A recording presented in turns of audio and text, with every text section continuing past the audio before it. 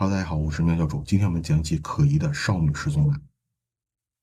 失踪的女孩叫安吉丽娜·拉朱吉娜，出生于2007年，生活在俄罗斯的一座小城市叫梅德韦日耶戈尔斯克。这是一座偏僻且没有开发的城市，坐落于奥涅加湖岸边。奥涅加湖是欧洲的第2大淡水湖，风景优美。安吉丽娜梦想成为一名幼师，就在这座城市里度过自己平静的一生。她还交往了一个2年的男朋友，叫做马克西姆，是一名现役军人。2024年8月17日，马克西姆从俄乌前线返回，与安吉丽娜度过了一晚。第二天8月18日早上，安吉丽娜与马克西姆决定去森林里散步，他们的一位朋友也加入了旅程。当天傍晚，马克西姆与朋友从森林里出来，而安吉丽娜却不见了。巧合的是，安吉丽娜当天没有带上手机，所以无法联系到她。安吉丽娜的母亲以为女儿与马克西姆在一起，也就没有主动找她。直到8月23日，家人们才发现安吉丽娜已经联系不上了。他们报警，并在本地的网络上发布了寻人启事。警方立刻抓捕了马克西姆和他的朋友。据2人交代，当天他们去森林里散步，喝了一点酒，已经记不清发生了什么。3个年轻人进入了森林，回来时少了一个，这只是散步吗？安吉丽娜的朋友猜测，马克西姆可能与安吉丽娜发生了严重的争吵，导致安吉丽娜出了意外。然而，并没有证据可以证明这一点。警方对2人实行了测谎实验，他们都通过了实验，被释放了。梅德韦日耶戈尔斯克是一座很小的城市，只有1万多人口。女孩失踪的事情很快传遍了全城，有一对夫妇联系了警方。他们在8月18日当天见过安吉丽娜，还留下了一张安吉丽娜的照片。当天一家人去湖边钓鱼，下午3点钟，在森林里遇见了一个女孩。她穿着一件蓝色短袖衬衫、白色短裤和白色鞋子。女孩没有喝酒，很清醒。她抽着电子烟，声音平和。女孩向这对夫妇问路，他们告诉女孩城市的方向，然后这个女孩就离开了。当时他们所处的位置正是森林的一段铁轨上。这对夫妇拍了一张照片，碰巧留下了女孩离去的身影。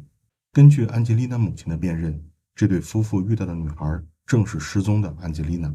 在照片上可以看到，安吉丽娜并没有沿着铁轨走，看起来更像是穿过铁轨走进森林。此时她的位置距离城市最近的居民区只有200米远，她的方向是正确的，只要穿过200米的森林就能看见城市的道路。安吉丽娜一直生活在这座城市，她很难在这里迷路。她如果失踪了，会不会是离家出走了呢？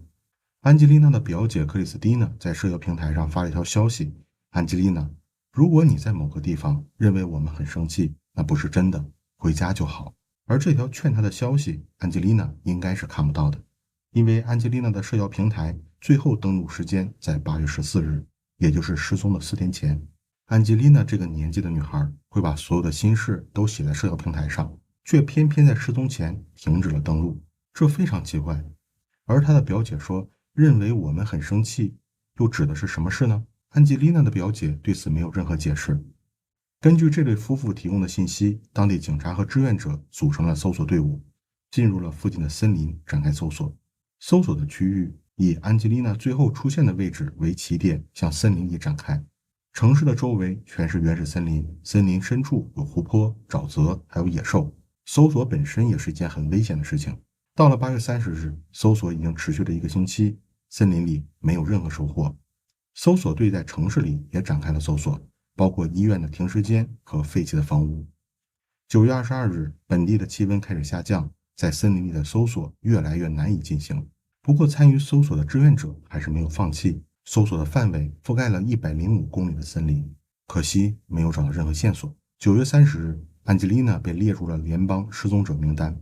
那么，安吉丽娜究竟去哪里了呢？与以往的失踪案件一样，这时候俄罗斯的通灵者该登场了。安吉丽娜的母亲求助了通灵者，而且不止1位。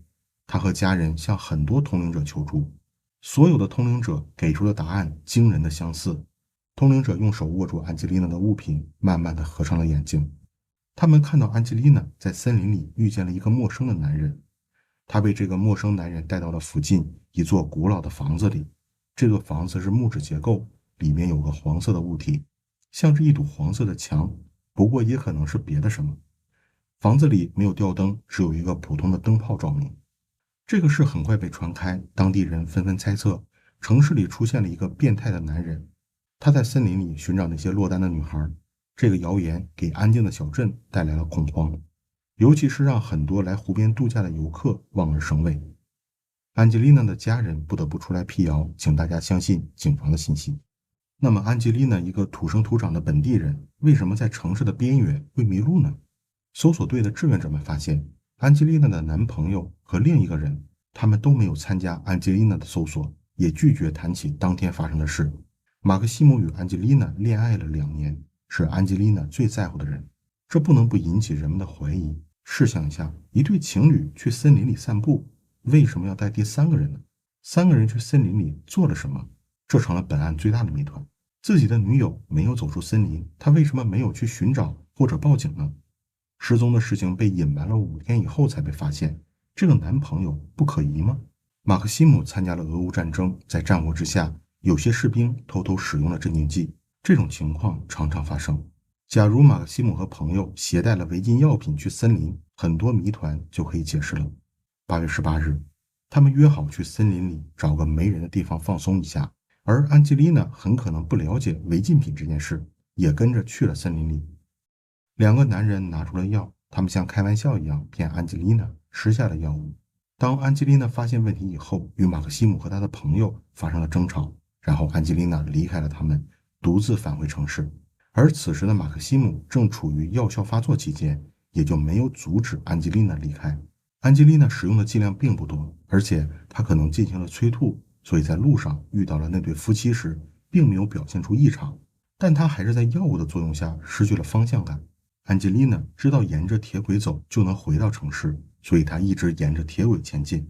而遇到那对夫妻并不是她的幸运，而是她的灾难。他们指给安吉丽娜城市的方向，而安吉丽娜从此脱离了铁轨的路线，去穿越森林。结果在森林里，她迷路了。之后，她遭遇了什么？是野兽的袭击，还是遇到了陌生的男人，都不得而知了。违禁药品的猜测也能解释当天为什么马克西姆和他的朋友都不记得当时的情况。如果用喝酒来解释失忆，还有些牵强。